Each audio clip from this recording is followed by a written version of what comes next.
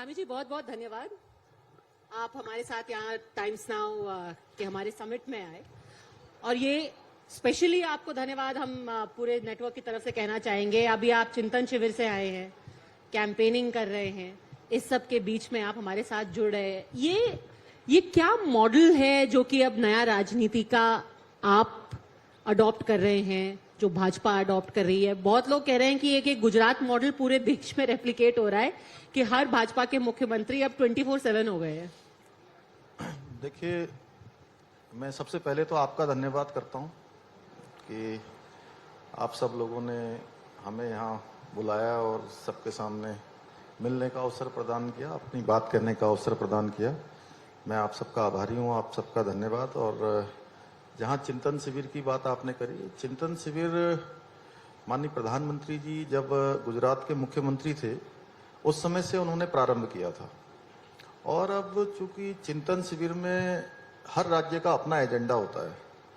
हमारे राज्य का एजेंडा है कि 2025 में हमारा राज्य 25 साल का होगा और 25 साल के लिए हम क्या क्या रोड मैप बना सकते हैं, कैसे चीज़ों को सरल कर सकते हैं, पहाड़ जैसी भौगोलिक परिस्थितियों में कैसे लोगों के लिए आसान पहुंच बना सकते हैं, आसान उनके लिए रास्ता बना सकते हैं, कैसे उनकी समस्याओं का आसान हल कर सकते हैं।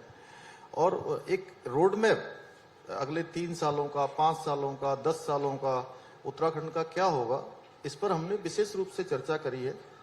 और बहुत सकारात्मक ये हमारा पूरा चिंतन शिविर रहा है। इसके माध्यम से जहां आज हमने प्रदेश की जो आला ब्यूरोक्रेसी थी उनके साथ और जिलों के जितने हमारे मजिस्ट्रेट, डीएम, उन सबको बुलाया था। अब ये जो काम हमने यहाँ ऊपर से शुरू किया है, एक जो मॉडल है, एक रोड मैप है, वो नीचे तक जाए और ये काम हमारे जिलों में भी शुरू हो।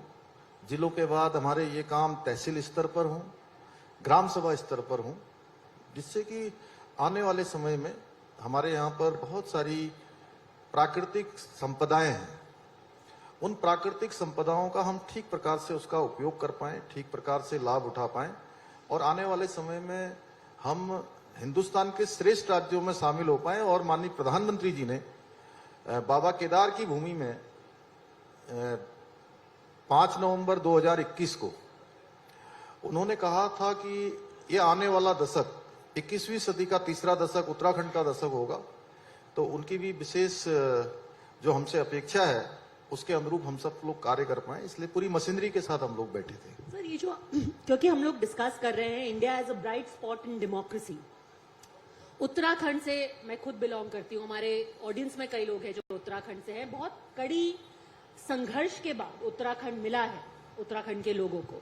अब जबकि 25 साल हो गए हैं और आप चिंतन शिविर कर रहे हैं, अगले 5 सालों का, अगले 25 सालों का क्या वो रोड मैप है? जो 3 चीजें आपने डिसाइड की हैं, क्योंकि अभी तक जो वहां के युवा हैं उनके लार्जली 3 चीजें रहती हैं जिसको वो लुक फॉरवर्ड करते हैं, या तो आर्मी, या टूरिज्म, देवभूमि है, या तो रिलीजियस टूरिज्म या आपका प्राकृतिक टूरिज्म की वजह से, या फिर आप जो है वहां पर एकेडमिक्स में चले जाए, प्रोफेसर्स एक्सेट्रा।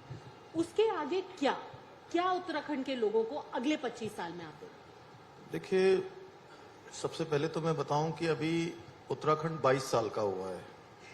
अभी हमने 22वां स्थापना दिवस अपना मनाया है।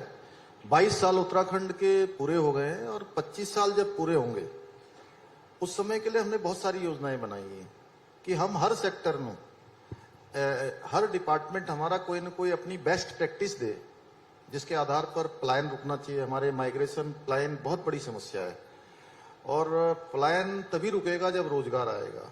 रोजगार को लेकर जहां हम जो हमारे एसएचजीज हैं, स्वयं सहायता समूह हैं, स्वरोजगार के लिए हमने बहुत सारी योजनाएं चलाई हुई हैं। मुख्यमंत्री स्वरोजगार योजना चलाई है, मुख्यमंत्री नैनो योजना चलाई है, होम स्टे को हम लोग प्रमोट कर रहे हैं।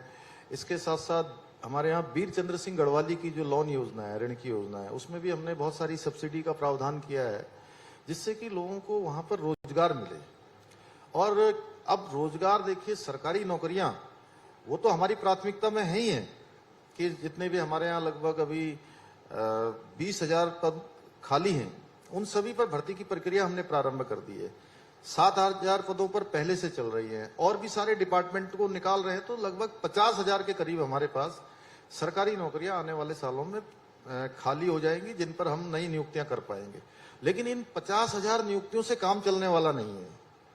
हम चाहते हैं कि हमारे ये जो युवा हैं, नौजवान हैं, ये केवल रोजगार मांगने वाले न बने, आने वाले समय में ये रोजगार देने वाले बने। हमारा फोकस वहां पर है। पर ये कैसे मुमकिन हो पाएगा? क्योंकि जब हम टूरिज्म की बात कर रहे हैं, व्यवसाय, टूरिज्म, ये सब है जो कि जॉब क्रिएशन भी कर सकते हैं। इसमें उत्तराखंड में हमेशा एक कॉन्फ्लिक्ट ये भी रहता है कि पर्यावरण और विकास के बीच में एक परस्पर संघर्ष रहता है। जब भी रोड चौड़ी करने की कोई प्रोजेक्ट होता है, कोई नया डेवलपमेंट होता है, तो पीआईएल सुप्रीम कोर्ट तक गया कि भाई रोड चौड़ी मत कीजिए, इससे पर्यावरण का डैमेज हो, और होता है, भूस्खलन भी होता है। ये भी एक प्रॉब्लम रही है।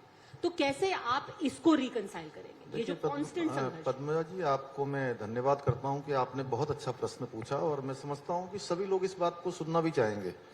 देखिए, जब डेवलपमेंट होता है तो थोड़ी बहुत परेशानी तो हम सब लोगों को होती है, और उसके कारण से कुछ दिक्कतों का सामना करना पड़ता है। लेकिन अंततः आज देखिए आप कि ऑल वेदर 4 धाम रोडें बनी हैं। एक जमाना था कि बद्रीनाथ पहुंचने में, ऋषिकेश से बद्रीनाथ जब हम पहुंचते थे तो 2 दिन 3 दिन लगते थे। 2 दिन 3 दिन से गाड़ी से यात्रा होती थी, और आज हम 6 घंटे 7 घंटे में पहुंच रहे हैं। तो कहीं ना कहीं डेवलपमेंट आगे बढ़ा है। लेकिन हम लोगों का जो मॉडल है उत्तराखंड के अंदर, जो हमने मॉडल बनाया है, वो मॉडल हमने बनाया है इकोलॉजी और इकोनॉमी दोनों में बैलेंस रहे, यानी कि दोनों चीजें रहे। क्योंकि इकोलॉजी भी बची रहनी चाहिए, क्योंकि उत्तराखंड एक ऐसा राज्य भी है जो सभी को अच्छी हवा देने का काम करता है। गंगा, यमुना और अनेकों नदियां जो है वहां से निकलती हैं, शुद्ध पर्यावरण देने का काम करता है। हमारे यहाँ पर 70% से भी ज्यादा जो हमारा भूभाग है वो फॉरेस्ट है। तो इतनी सारी प्राकृतिक जो संपदाएं हैं वो केवल हमारे काम नहीं आती है, केवल उत्तराखंड के काम नहीं आती है, वो पूरे देश को हम लोग देने का काम करते हैं, पूरी दुनिया को एक तरह से देने का काम करते हैं। तो इसीलिए दोनों ये मॉडल जो भी है, ये हमारा इकोलॉजी और इकोनॉमी दोनों में बैलेंस का है। जब आपने जॉब क्रिएशन की बात की, एक बहुत मेजर सेटबैक, धक्का लगा था कोविड के दौरान। कई उसमें आपने स्कीम्स भी लाए थे जहां पर लोगों को कॉम्पनसेट करने के लिए, जो कि स्पेशली टूरिज्म सेक्टर में जुड़े हुए थे। क्या उत्तराखंड बाउंस बैक हो पाया है? क्योंकि वो 2 साल ने एक तरह से कमर तोड़ दी थी, जो नंबर 1 इंडस्ट्री है उत्तराखंड की। अभी हमारे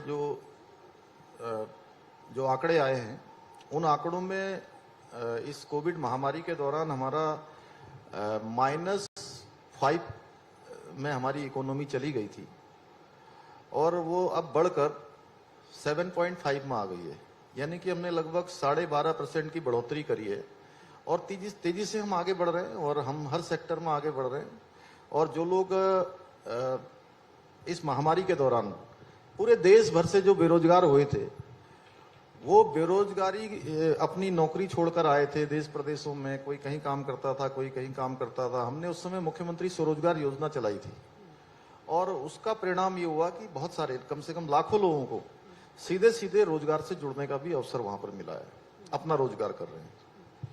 एक थी महामारी, दूसरी प्रॉब्लम उत्तराखंड के साथ है जो प्राकृतिक आपदा आती रहती है। इसके लिए आपका लॉन्ग टर्म सोल्यूशन क्या है? कोई ऐसी टेक्नोलॉजी है जिसपे ऊपर आप काम कर रहे हैं कि इससे जो लॉस ऑफ लाइफ होता है उसको रोका जा सके, एक परमानेंट सोल्यूशन? देखिए, इसके लिए हम एक वहां पर डिजास्टर मैनेजमेंट का एक बड़ा अनुसंधान का केंद्र हम लोग वहां पर बनाने पर विचार कर रहे हैं, जिससे कि आपदाओं को हम रोक तो नहीं सकते, लेकिन आपदाओं का जो होने वाला नुकसान है उसको कम कर सकते हैं। उसके पूर्वानुमान हमको मिल जाए, पहले जानकारी मिल जाए। और वर्तमान में हमने आपदा के लिए बहुत तेजी से काम किया। इस बार जितने भी डिजास्टर हमारे यहाँ पर आए, उस पर तेजी से हमारे डिजास्टर मैनेजमेंट ने काम किया, हमारे जिले के सारे ऑफिसरों ने काम किया, और मैं स्वयं भी सभी जगह पर स्वयं मॉनिटरिंग करता रहा। और आपदा के समय में हमने लोगों की सुविधाओं के लिए उनको त्वरित रूप से उपचार मिले, त्वरित रूप से उनको अच्छे अस्पतालों तक ले जाया जाए, जो लोग फंसे हैं उनको निकाला जाए। जहां समय समय पर हमको सेना की भी मदद मिलती है, लेकिन उत्तराखंड सरकार ने भी, हमने अपनी तरफ से 2 हेलीकॉप्टर भी, एक गौचर में परमानेंट रूप से चमोली जिले में, और एक पिथौरागढ़ के धारचूला में सीमांत क्षेत्र में अक्टूबर तक हम हेलीकॉप्टर की भी सेवाएं देते हैं। और लगातार रेस्क्यू ऑपरेशन, SDRF की टीम, हमारी हमेशा तैनात रहती है और उसके लिए हमने एसडीआरएफ की अनेकों बटालियनें खोल रखी हैं और बीच बीच में भारत सरकार की भी एनडीआरएफ इनकी भी मदद हमको मिलती रहती है वहाँ पर। थोड़ी राजनीति की बात हो जाए। अभी हमने विकास की बात की एंड विकास और राजनीति ऑब्वियसली हैंड इन हैंड चलते हैं। पहली बात ये बताइए कि आप पे प्रेशर पड़ता है, आप यंगेस्ट मुख्यमंत्री हैं, ऑल्सो थोड़ा पॉलिटिकली इनकरेक्ट सवाल है बट काफी खींचतान रहती है कुमाऊं गढ़वाल के बीच में परस्पर, कुछ और सीनियर नेता भी हैं आपकी पार्टी में, वहां पर प्रेशर रहता है आपके ऊपर constantly, pressure to perform and एक जो इन फाइटिंग की लगातार खबरें आती रहती है, पावर टसल की। आपको लग रहा है मैं प्रेशर में रहता हूँगा?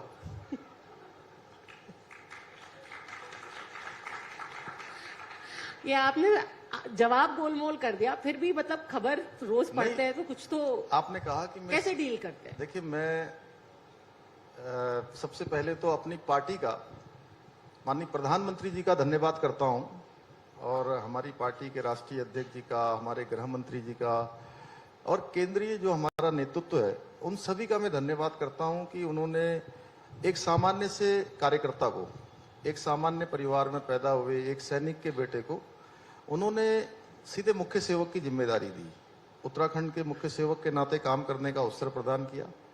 ये जरूर है कि मैं सबसे कम आयु में बना, सबसे कम आयु में मुझे जिम्मेदारी मिली, जहां इस एक चुनौती भी मेरे लिए थी और वही पार्टी के जितने भी हमारे सीनियर लोग हैं, क्योंकि जैसे परिवार में छोटा कोई होता है तो उसको सब लोग लाड़ ही तो करते हैं, लाड़ करते हैं ना, तो वैसे ही जो है सारे लोग मुझे भी लाड़ करते हैं कोई नहीं, छोटी मोटी बातें चलती है। अच्छा, क्योंकि जब आपका चुनाव लड़ा गया था तो वो डबल इंजन की सरकार के स्लोगन पर लड़ा गया था। एक एडिशनल रिस्पॉन्सिबिलिटी वो भी है क्योंकि जो सक्सेसेस होंगी उसके साथ साथ अगर कभी स्लिप अप होता है तो लोग सवाल ये भी पूछेंगे कि भाई पुष्कर धामी जिसको सवाल पूछेंगे ये भी पूछेंगे कि भाई नरेंद्र मोदी जी आपने बोला था कि डबल इंजन की सरकार को वोट दो, तो वो भी एक एडिशनल रिस्पॉन्सिबिलिटी है आपके ऊपर। देखिए, लोग देख रहे हैं कि डबल इंजन का क्या फायदा है। डबल इंजन का फायदा मैं गिनाता हूं आपको। देखिए, डबल इंजन का फायदा है कि अभी एक पहले वाले प्रश्न में मैं आपका पूरा जवाब नहीं दे पाया था, जिसमें आपने कहा था कि कोर्ट भी बीच में आ जाता है, लोग माननीय न्यायालय में चले जाते हैं। चार धाम जो ऑल वेदर रोडें बनी हैं उसको लेकर लोग माननीय न्यायालय में गए, हमने सरकार उसके मजबूती से खड़ी हुई कि ये निर्माण कार्य होना चाहिए। आज ऑल वेदर चार धाम रोडें बनकर तैयार हो गई हैं। लोगों के लिए, पूरे देश दुनिया के लोगों के लिए चार धामों की यात्रा करना बहुत आसान हो गया, बहुत सुगम हो गया, बहुत सरल हो गया। ये डबल इंजन है। डबल इंजन का मतलब है कि केदारनाथ में 2013 में भयंकर आपदा आ गई थी, पूरा केदारनाथ तहस नहस हो गया था। आज वहां पर पूरी तरह से नया निर्माण हो गया है, पुनर्निर्माण हो गया है और आदि गुरु शंकराचार्य जी की समाधि से लेकर अनेकों काम भव्य और दिव्य केदार बन गया है। ये डबल इंजन का है।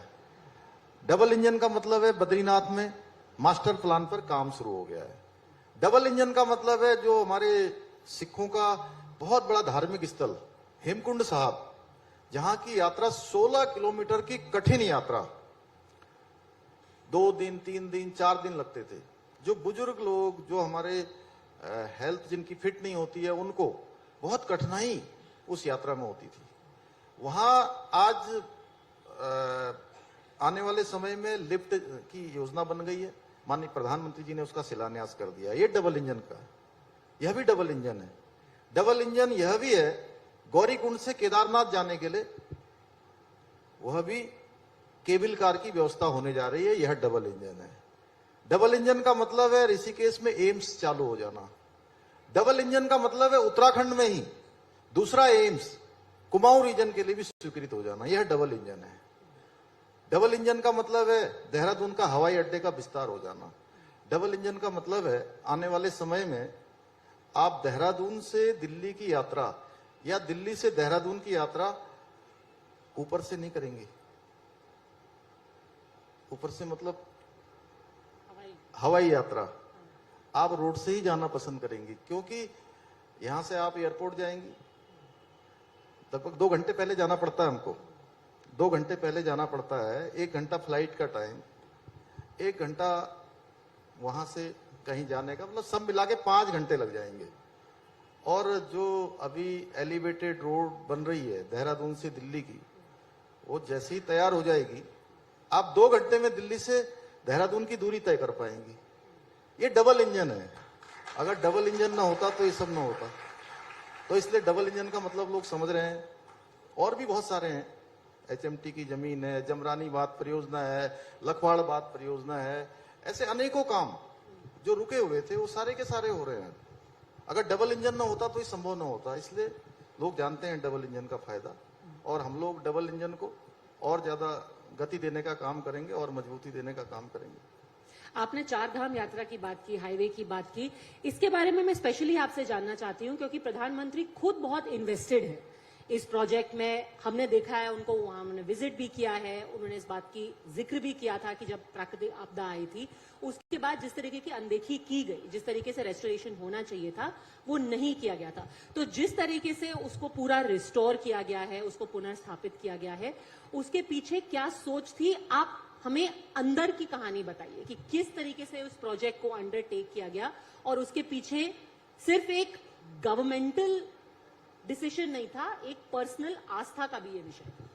देखिए, मैं ये कहूंगा कि माननीय प्रधानमंत्री नरेंद्र मोदी जी जो स्वयं बहुत बड़े शिव भक्त हैं, और ये मैंने स्वयं उनके साथ जितनी बार भी मैं केदारनाथ की यात्रा में गया हूं तो मैंने देखा है वो कभी भी केदारनाथ की, बाबा केदार की यात्रा पर आते हैं तो मैं समझता हूं कभी वो प्रधानमंत्री के रूप में नहीं आते हैं। वो जब भी आते हैं उस यात्रा में एक भक्त के नाते आते हैं, शिव भक्त के नाते। और 2013 में जब आपदा आई थी उस समय वो गुजरात के मुख्यमंत्री थे, और गुजरात के मुख्यमंत्री रहते हुए उन्होंने उस समय भी जो सरकार थी उत्तराखंड में, उस समय में उन्होंने पेशकश करी थी कि मैं केदारनाथ के पुनर्निर्माण का काम करना चाहता हूं। तो उस समय स्थितियां नहीं बन पाई, लेकिन 2014 में आम चुनाव हुए। बाबा केदार की कृपा से कहिए, भगवान की कृपा से, देश की जनता की कृपा से प्रधानमंत्री मोदी जी प्रधानमंत्री बन गए, और उनके हाथों ही ये काम होना था। मैं इसके पीछे केवल एक ही बात कह सकता हूं कि बाबा अपने भक्तों को ही अवसर देते हैं, इसलिए उन्हीं को अवसर दिया, और उनके नाते आज जो है पूरी देश दुनिया के अंदर बाबा केदार का भव्य और दिव्य प्रांगण बन गया है। पर कांग्रेस तो कहती है कि सबसे बड़े शिव भक्त देश में राहुल जी हैं। वो सभी जानते हैं राहुल जी कौन से वाले भक्त हैं। हम अगर नहीं जानते तो आप ही बता दीजिए, उन्होंने तो यात्रा भी की थी। देखिए, मैं यात्रा के बारे में यही कहूंगा, मैं उनको आजकल देखता हूं, कभी कभी कहीं दिख जाता उनका फोटो, तो दाढ़ी बढ़ा के कोई भी जो है नरेंद्र मोदी नहीं बन जाता है।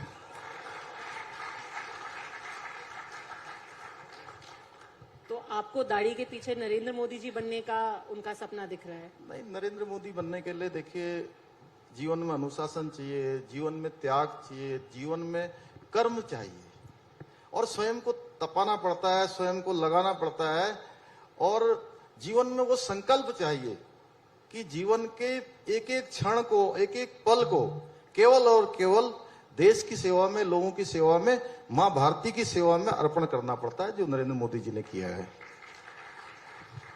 जब आप अपने स्टेट के डेवलपमेंट की बात करते हैं, प्रॉब्लम ये होती है कि जो भी स्टेट पर्यटन के ऊपर डिपेंडेंट होता है अपनी इकोनॉमी के लिए, आपने इकोनॉमी इकोलॉजी के बैलेंस की बात की थी। एक तो बात हो गई कि आप कैसे रोड वगैरह बनाए, दूसरा ये होता है कि at what point do you decide कि ये शहर खराब हो रहा है। जैसे मैं आपको अपना एक पर्सनल एग्जांपल देती हूँ कि जब नैनीताल में हम लोग जाते थे बचपन में, तो नैनी झील बहुत सुंदर हुआ करती थी, वो इलाका खाली हुआ करता था, हम ऊपर स्कूल तक जाते थे, तल्लीताल मल्लीताल। फिर एक ऐसा वक्त आया कि नैनीताल में चलना दूभर हो गया। तो कैसे आप एज मुख्यमंत्री ये इंश्योर करेंगे कि आपका स्टेट का डेवलपमेंट भी हो, टूरिस्ट फुटफॉल भी आए, पर नाश ना हो, जो शहर है और जो टाउन्स है उनका नाश ना हो जाए? देखिए, मैं शुरू में ही मैंने कहा कि हम चाहते हैं कि जो हमारी पौराणिक चीजें हैं वो बनी रहें, जो हमारी पहले से चली आई संपदा है उस पर कोई भी छेड़छाड़ न हो। मैं इस बात को भली भांति महसूस करता हूं और भली भांति अपने कार्य व्यवहार में ला रहा हूं। जहां तक नैनीताल शहर की बात है, वो नैनीताल आज भी दुनिया के सबसे खूबसूरत शहरों में से एक है। लेकिन जिस प्रकार से आबादी का एकदम से बोझ बढ़ा है, जनसंख्या बढ़ी है, उस पर दबाव बढ़ा है और राज्य गठन के बाद तेजी से दबाव बढ़ा है। और अभी हमने आपको मैं बताते हुए मुझे खुशी भी हो रही है कि हमारी सरकार ने एक बड़ा निर्णय लिया है अभी। इन्हीं सब चीजों को देखते कि नैनीताल जैसा खूबसूरत शहर, उसका जो पुराना स्वरूप है वो बना रहे, वहां की सुंदरता कम न हो, बल्कि आने वाले समय में नए तरीके से वो शहर बने। उसके लिए हमने जो एक बहुत बड़ा दबाव होता था नैनीताल हाई कोर्ट का, उस हाई कोर्ट को नैनीताल से शिफ्ट करने का निर्णय लिया है कि हम उसको हाई कोर्ट को जो है हल्द्वानी शिफ्ट करेंगे, जिससे कि आने वाले समय में जो दबाव है उस सरोवर नगरी में, उस पर्यटन की नगरी में, वहां पर न पड़े। लोगों के लिए अच्छा आवागमन हो, उनको पार्किंग का अच्छा स्थान मिले, रहने का अच्छा स्थान मिले, आने वाले जो सैलानी हैं उन सभी को एक अच्छा माहौल मिले, पर्यटन का एक अच्छा वो शहर मिले जिसके लिए वो जाना जाता था। तो उस दिशा में हम काम कर रहे हैं और अभी हाल ही में हमने निर्णय लिया है, बड़ा निर्णय लिया है। देश के कई हिस्सों में एक आध्यात्मिक सर्किट बनाने की बात हो रही है, जैसे कि एक रामायण सर्किट की बात हो रही है, यहाँ पे मथुरा वृंदावन को जोड़ने की बात हो रही है। जब उत्तराखंड की बात करते हैं, देवभूमि उत्तराखंड है, बट वहां पर कुछ ही ऐसे मंदिर हैं, कुछ ही ऐसे तीर्थ स्थल हैं जो कि ज्यादा प्रचलित है। क्या ऐसा कोई टूरिज्म सर्किट उत्तराखंड में नहीं बन सकता है जो सारे मंदिरों को कनेक्ट करे, वो भी जो कि कम जाने जाते हैं? देखिए, चार धाम जो यात्रा सर्किट है वो हमारा प्रचलन में है अभी, और ये इस बार चार धाम यात्रा हमारी बड़ी ऐतिहासिक हुई भी है। लगभग मैं कहूंगा कि 50 लाख के करीब जो है तीर्थ यात्रियों ने इस बार चार धाम यात्रा में भाग लिया है, चार धाम यात्रा में अपने दर्शन किए हैं।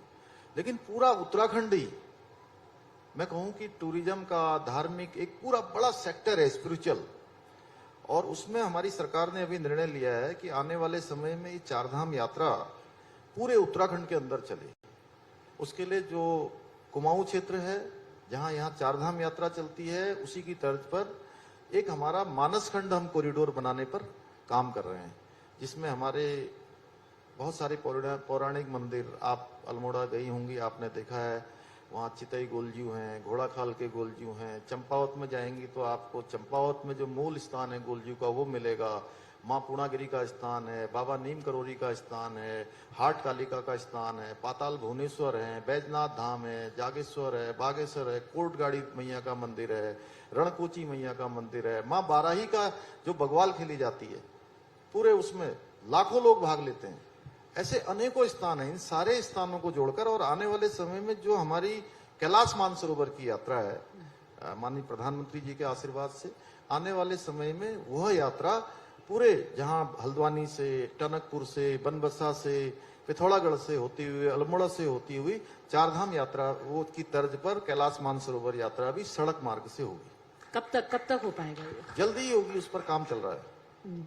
अच्छा, उत्तराखंड का एक और बहुत बड़ा विषय था जो अग्निवीर स्कीम आई थी, काफी उसको लेके प्रोटेस्ट हुआ, और उत्तराखंड जैसे राज्य के लिए ये बहुत जरूरी है क्योंकि like I said in the beginning, शायद ही कोई ऐसा गांव होगा जहां के लड़के जाकर के फौज में भर्ती नहीं होते होंगे। क्या आपको डर है कि अभी भी उसको लेकर के रिजेंटमेंट और गुस्सा है कि ये 4 साल की स्कीम हो गई है? देखिए, उत्तराखंड के लोग बहुत राष्ट्रवादी हैं और ये सभी को शंका थी शुरू में कि अग्निवीर जब आई थी तो लोग इसको किस रूप में लेंगे। लेकिन उत्तराखंड के लोगों से हमने सबसे पहले जनसंवाद शुरू किया था। जनसंवाद हमने, जो हमारे सैनिक थे, पूर्व सैनिक थे, उनके साथ 13 के 13 जिलों में हमने संवाद के कार्यक्रम प्रारंभ किए और उत्तराखंड के अंदर कहीं पर भी विरोध जैसी कोई स्थिति नहीं आई, क्योंकि उत्तराखंड के लोग राष्ट्रवादी हैं और हमेशा से सेना एक बहुत बड़ा माध्यम है उत्तराखंड के लोगों के लिए, उनके लिए परिवारों को चलाने के लिए, या मैं कहूँ आजीविका को चलाने के लिए। सेना में हमारे यहाँ से प्रत्येक परिवार से कोई न कोई है, किसी की बेटी है, किसी का बेटा है, किसी के चाचा हैं, ताऊ हैं, मामा हैं, भांजे हैं, देश के किसी न किसी कोने में अपनी अपनी सेवाएं दे रहे हैं। इसलिए उत्तराखंड के लोग जानते हैं और सबने माननीय प्रधानमंत्री जी का धन्यवाद किया है कि अधिक लोगों को अधिकाधिक अवसर मिलेंगे और एक व्यवस्थित जीवन शैली अग्निवीर के बाद आएगी। और हमने उत्तराखंड सरकार ने तय किया है कि जो लोग भी अग्निवीर में अपनी सेवा देने के बाद आएंगे उनको हम उत्तराखंड के हर सेक्टर में प्राथमिकता देंगे। पुलिस में, एसडीआरएफ में, चार धाम यात्रा मार्ग में, आपदा प्रबंधन के क्षेत्र में, जो भी हमारे उपनल में, उन सभी को हम प्राथमिकता से जो है वहां पर सेवा का अवसर प्रदान करेंगे।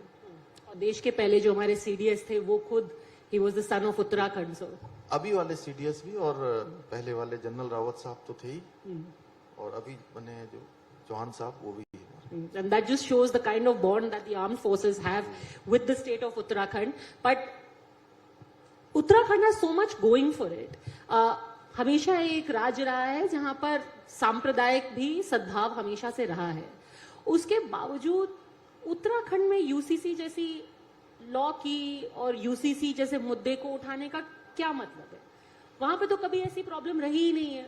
पद्मजा जी, ये भी आपने बहुत ही अच्छा प्रश्न किया और मैं बताना चाहता हूं कि 14 फरवरी 2022 को हमारा जनरल इलेक्शन होने वाला था और 12 फरवरी को मैंने उत्तराखंड की जनता के सामने संकल्प रखा था कि हमारी नई सरकार के गठन होते ही हम सबसे पहले उत्तराखंड के अंदर कोई काम करेंगे तो हम उत्तराखंड के अंदर समान नागरिक संहिता, यूनिफॉर्म सिविल कोड को लाने के लिए ड्राफ्ट बनाएंगे, उस पर काम करेंगे और ड्राफ्ट को लागू करेंगे। इसके पीछे मैंने तर्क दिया था कि उत्तराखंड देवभूमि है, उत्तराखंड गंगा, उत्तराखंड यमुना का प्रदेश है, उत्तराखंड सैनिक बाहुल्य प्रदेश है, प्रत्येक परिवार से कोई न कोई सेना में है, उत्तराखंड 2 अंतर्राष्ट्रीय सीमाओं से लगा हुआ प्रदेश है, उत्तराखंड धर्म, संस्कृति, अध्यात्म का केंद्र है। तो उत्तराखंड के अंदर रहने वाला कोई किसी जाति का हो, किसी धर्म का हो, किसी संप्रदाय का हो, हम सभी के लिए एक समान कानून लागू करेंगे क्योंकि ये सब व्यवस्थाएं बचानी है। उत्तराखंड के अंदर कानून व्यवस्था अच्छी रहे, कानून सबके लिए समान प्रकार की व्यवस्थाएं रहे, ये हमने पहले ही उत्तराखंड की जनता के सामने रखा और उत्तराखंड की देवतुल्य जनता ने हमको आम चुनाव में अपना मैंडेट दिया, अपना बहुमत दिया, आशीर्वाद दिया और हमने चुनाव के तत्काल बाद नई सरकार के गठन होते ही सबसे पहला कोई काम किया तो हमने यूसीसी के लिए कमेटी बनाने का निर्णय लिया और आज वो कमेटी हमारा काम कर रही है, लोगों के बीच में जा रही है क्योंकि माननीय प्रधानमंत्री जी का भी ऐसा उनका हमेशा से मानना रहता है कि जो भी काम हो सबकी जन भागीदारी उसमें होनी चाहिए। और आज हमारी जो कमेटी है वो लोगों से बात कर रही है, लोगों के बीच में जा रही है, ड्राफ्ट बना रही है और जैसे ही उनका ड्राफ्ट बनकर तैयार हो जाएगा उत्तराखंड पहला राज्य होगा गोवा के बाद जहां यूनिफॉर्म सिविल कोड हम लागू करेंगे। कब तक? बहुत जल्दी लागू करने वाले हैं। कमेटी ने 6 माह का कालखंड अपना पूरा कर लिया है और चूंकि इसमें टाइम लग रहा है, हम सारे हितधारकों से, जितने भी स्टेक होल्डर्स हैं, उन सभी से भी बात कर रहे हैं और जनसंवाद के भी कार्यक्रम कर रहे हैं, लोगों के भी विचार ले रहे हैं। बट सर, कोई एक टाइमलाइन होगी? मैं इसलिए ये बार बार सवाल पूछ रही हूँ क्योंकि थोड़ा सा सिनिसिज्म आ जाता है लोगों में। अभी देखा हमने कि भाई जैसे ही चुनाव पास आए वैसे अब गुजरात में भी यूसीसी की बात, हिमाचल में भी यूसीसी की बात, उत्तराखंड में यूसीसी की बात हुई चुनाव के जस्ट पहले।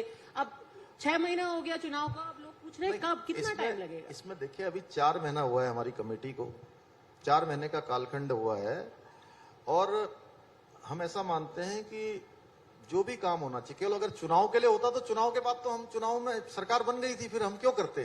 फिर 5 साल बाद पूछेंगे ना आपसे। नहीं, हम अभी करने वाले हैं, अगले 6 महीने में हम इसको ले आएंगे। 6 महीने का टाइम आपने बोला है, हम हाँ, अगले कॉन्क्लेव में आपको फिर बुला के पूछेंगे। बिल्कुल। हाल में बहुत ही एक जो सुप्रीम कोर्ट का फैसला आया था उसमें हमने टाइम्स नाउ पे आपसे बात भी की थी। उत्तराखंड की एक बेटी छावला में, उसके साथ निर्भया से भी ज्यादा डरावना, दर्दनाक उसके साथ हादसा हुआ, उसके साथ क्राइम हुआ और फिर उसके जितने रेपिस्ट थे सबका ना सिर्फ डेथ सेंटेंस कम किया गया, उनको छोड़ दिया गया। उत्तराखंड की जनता आपसे पूछ रही है, आप एलजी के पास गए उनके पिताजी के साथ, क्या उत्तराखंड की बेटी को न्याय मिलेगा, कब मिलेगा? देखिए, माननीय न्यायालय का जब भी फैसला आया, सभी स्तब्ध थे, हम सब स्तब्ध थे कि ये निर्णय किस प्रकार का हो गया। और उसके बाद हमने सभी से बात करी है, और बात करने के बाद मैं धन्यवाद करना चाहूँगा एलजी साहब का कि उन्होंने पुनर्विचार याचिका के लिए अपनी सहमति प्रदान की, अपनी स्वीकृति प्रदान की है। और हम पूरी तरह से अपनी बेटी के लिए, पूरे उत्तराखंड की बेटी है, वो देश की बेटी है, उनके माता पिता के साथ खड़े हैं, परिवार के साथ खड़े हैं, और उसके न्याय के लिए जहां भी हमें खड़ा होना होगा हम पूरी तरह से 100% उनके साथ खड़े हैं। जितने हमारे एफर्ट्स होंगे हम जरूर करेंगे उसमें। और आपको क्यों लगता है कि एक जो क्राइम जो इतना जघन्य था, जिस तरीके की डिटेल्स हम बोल भी नहीं सकते, उसके साथ उस तरीके की बर्बरता की गई, किस वजह से, क्या जो शॉर्ट कमिंग थी वो दिल्ली पुलिस की तरफ से हुई है, कि जो सारे अक्यूज थे, जो सारे कॉन्विक्ट्स थे, उनको इस तरीके से छोड़ दिया गया? देखिए, ये तो अब बाद में ही जब चीजों का सभी का आकलन होगा तो उसमें निकल कर आएंगी, लेकिन हम लोग पुरजोर तरीके से हमारा हर प्रयास रहेगा कि हमारी बेटी को न्याय मिले। मैं आपसे एक दो सवाल और ऑन द ब्रॉडर पिक्चर पूछना चाहती हूँ। उत्तराखंड, जब हम यूजुअली एलएसी की बात करते हैं तो एलएसी में यूजुअली लद्दाख की बात होती है, अरुणाचल की बात होती है, बट हम बॉर्डर शेयर करते हैं उत्तराखंड में भी, और वहां पर कुछ महीने पहले एक डिसएग्रीमेंट हुआ था लिपुलेख को लेकर के भी।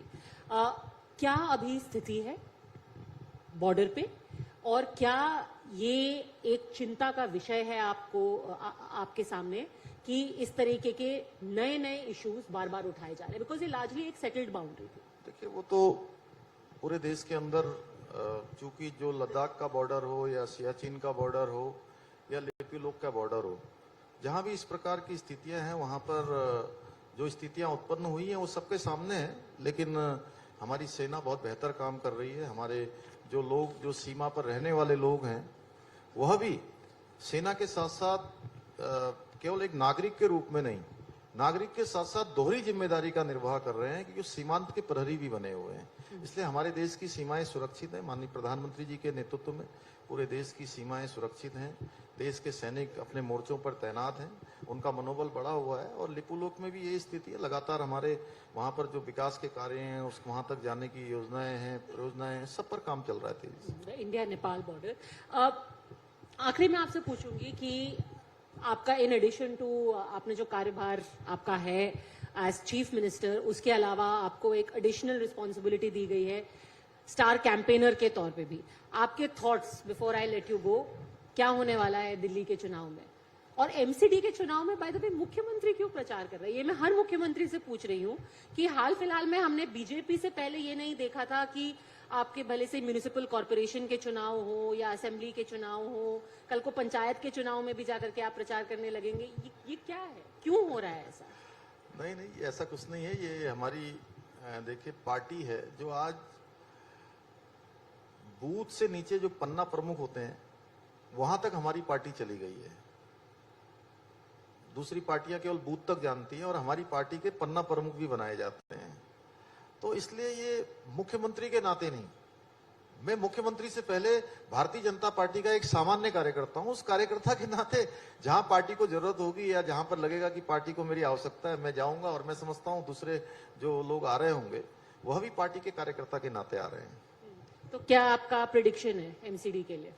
इतना प्रचार कर रहे हैं आप। लोगों ने देखा है, देखिए, जिस प्रकार से यहाँ पर तुष्टीकरण हो रहा है, जिस प्रकार से तमाम बड़े बड़े वायदे किए गए थे, लंबे समय तक लोगों ने ये सब देख लिया है।